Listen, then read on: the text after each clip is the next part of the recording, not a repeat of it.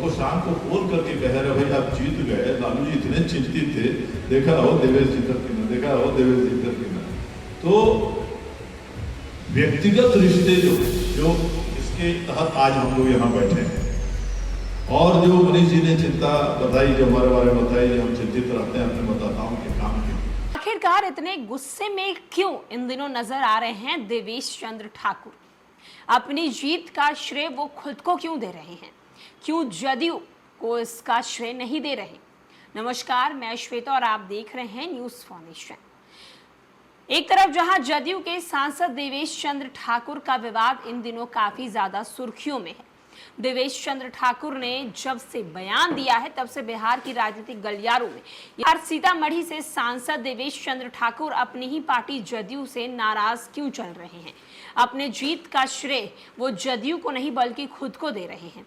दरअसल आपको बताते चलें कि देवेश चंद्र ठाकुर की तरफ से एक बयान दिया जाता है। उस बयान में वो कहते हैं कि मुझे हराने के लिए हर एक ने कोशिश की है, हर एक ने प्रयास किया है, जितनी भी पार्टी है उसने मुझे हराने के लिए ना जाने क्या क्या किया। अगर मेरी जीत हुई है तो इसका श्रेय सिर्फ और सिर्फ मुझे जाता है, क्योंकि वहां की आम जनता के दिलों में राज जो है वो मैंने किया था। आम जनता के साथ पकड़ मैंने मजबूत बनाई थी। साथ ही साथ वो राजद सुप्रीमो लालू प्रसाद यादव की तारीफ करते हुए भी नजर आते हैं। लालू यादव को यहां तक कह देते हैं कि वो बिहार के एक इकलौते राजनेता हैं जो सिर्फ और सिर्फ सच बोलते हैं, जो सही होता है वो बोलते हैं। आखिरकार देवेश चंद्र ठाकुर जदयू से बगावत करने पर क्यों उतर गए हैं? ये सवाल हमारे नहीं बल्कि इन दिनों बिहार के राजनीतिक गलियारों में उठाए जा रहे हैं। सीतामढ़ी से जदयू के सांसद देवेश चंद्र ठाकुर अपने विवादित बयानों को लेकर पहले भी चर्चा में थे। उनका ताजा बयान एक बार फिर से एक नए विवाद को जन्म दे दिया है। वैशाली में उनके अभिनंदन के लिए एक समारोह का आयोजन किया गया। कुछ ऐसा बोल गए जो एनडीए के लिए हैरत अंगेज भी कहा जाएगा। इससे पहले कि उन्होंने एक ऐसा बयान दे दिया था जो जदयू की विचारधारा के विपरीत था। इसको लेकर जदयू नेताओं की बोलती बंद हो गई थी। विपक्ष ने भी उनके बयान की आलोचना की थी। ठाकुर सांसद चुने जाने के पहले बिहार विधान परिषद के सभापति थे।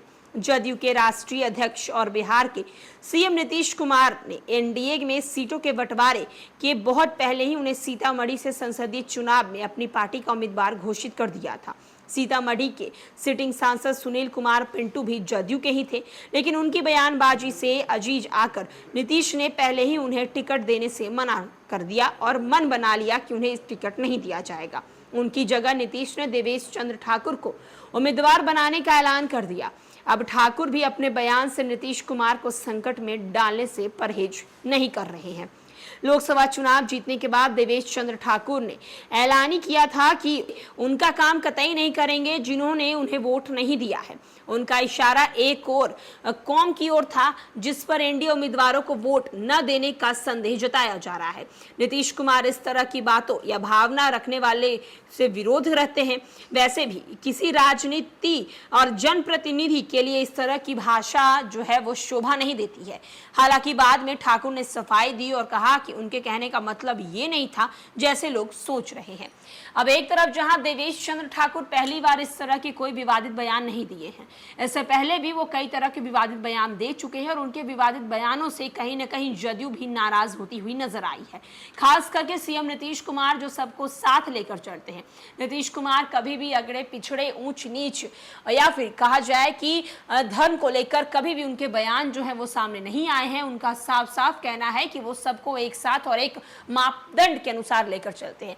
ऐसे में जदयू के ही सांसद के इस तरह के बयान आने के बाद कहीं ना कहीं बिहार की राजनीतिक गलियारों में हलचल तेज हो गई है। फिलहाल के लिए इस अपडेट में इतना ही।